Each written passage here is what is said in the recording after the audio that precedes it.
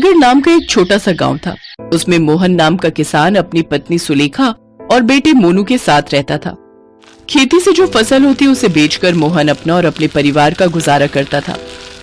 मोहन की पत्नी सुलेखा भोली भाली और धार्मिक महिला थी। वो भगवान की खूब पूजा पाठ करती थी। उन तीनों का एक छोटा सा खुशहाल परिवार था। ऐसे ही समय बीता।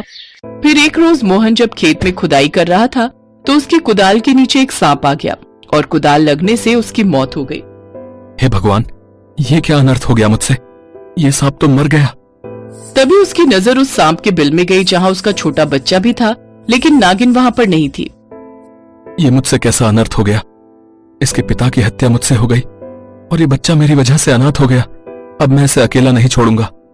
आज से ये मेरा दूसरा बेटा है और अब से ये हमारे साथ ही रहेगा। मोहन उस बच्चे को टोकरी में डालकर घर ले आया और अपनी पत्नी को उसने सारी बात बताई। उसकी पत्नी भी उसे अपना बेटा मानने के लिए तैयार हो गई। उधर जब नागिन आई तो उसने अपने मरे हुए सांप को देखा तो वो बहुत रोई। ये मेरे पति का ये हाल किसने किया? और मेरा बच्चा वो भी यहाँ नहीं है। इसका मतलब उसे भी किसी ने मार डाला। जिसने मेरे पति और मेरे बच्चे को मारा है, मैं उसके पूरे परिवार को खत्म कर दूंगी। अगले दिन मोहन फिर उसी कुदाल के साथ खेतों में काम करने गया। उस कुदाल पर थोड़ा खून लगा हुआ था। खून देख नागिन ने कहा, इस आदमी की कुदाल पर खून लगा हुआ है। इसका मतलब इसी ने मेरे नाक को मारा है। मुझे इसका पीछा करना होगा। वो मोहन का पीछा करने लगी।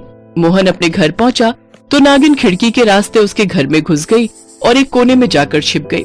फिर मौका देखते ही उसने मोनू को डस लिया। मोनू जोर से चिल्लाया, माँ, बाबा। वो दोनों दौड़े दौड़े अंदर गए तो मोनू के मुंह से झाग निकल रहा था और नागिन खिड़की के रास्ते बाहर जा रही थी। उन्होंने नागिन को जाते हुए देख लिया था। इस नागिन ने मेरे बच्चे को डस लिया। मोनू को अस्पताल ले चलो जी। लेकिन फिर मोनू ने एक लंबी सांस भरी और उसकी वही मौत हो गई। मेरा मुन्ना, मेरा बच्चा। उस नागिन ने हमारे बच्चे को खत्म कर दिया। उधर नागिन आज खुश थी।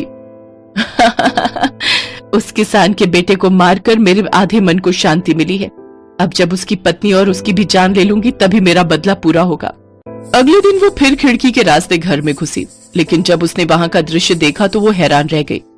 मोहन और उसकी पत्नी दोनों सांप के बच्चे को दूध पिला रहे थे। ले बेटा ले, और दूध पी।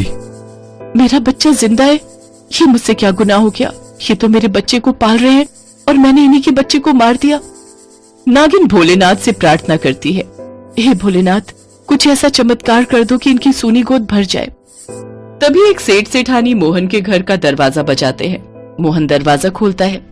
देखिए, हमारे बच्चे को एक सांप ने काट लिया है और कुछ गुंडे हमारे पीछे पड़े हैं। आप हमारे बच्चे को बचा लीजिए, इसे अपने घर में छुपा लीजिए। जी जल्दी मुन्ने को दीजिए। उस बच्चे के मुंह से झाग निकलने लगता है। मोहन और सुलेखा का बीता हुआ कल उनके सामने आ जाता है और वो उसे अपना मुन्ना समझकर बचाने लगते हैं। तभी वो नागिन इच्छाधारी नागिन बन जाती है और नागमणि मोहन को देते हुए कहती है, ये नागमणि तुम इस बच्चे के कटे हुए हिस्से पर लगा दो। ये जल्दी ठीक हो जाएगा। लेकिन आप? जल्दी करो मोहन। मोहन वो नागमणि उसके कटे हुए जगह पर लगा देता है। कुछ ही देर में वो बच्चा पूरी तरह ठीक हो जाता है और फिर नागिन किसान को सारी बात बताती है। साथ ही उसे ये भी बताती है कि वो सेठ सेठानी तो बस एक छलावा थे और भोलेनाथ ने ये बच्चा उन्हें दिया है। इसका मतलब हमारा मोनू हमारे पास वापस आ गया। तुम दोनों ने मेरे बच्चे की इतने अच्छे से देखभाल की, ये जानकर मैं बहुत खुश हूँ। उस दिन जो हुआ अनजाने में हुआ। मैं आपके पति को नहीं मारना चाहता था।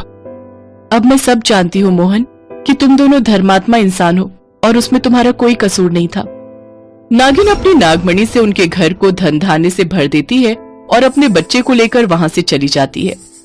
मोहन और सुलेखा उस बच्चे के साथ खुशी खुशी रहने लगते हैं। अब उन्हें किसी भी चीज की कमी नहीं थी। अब वो हंसी खुशी अपनी जिंदगी बिताते हैं।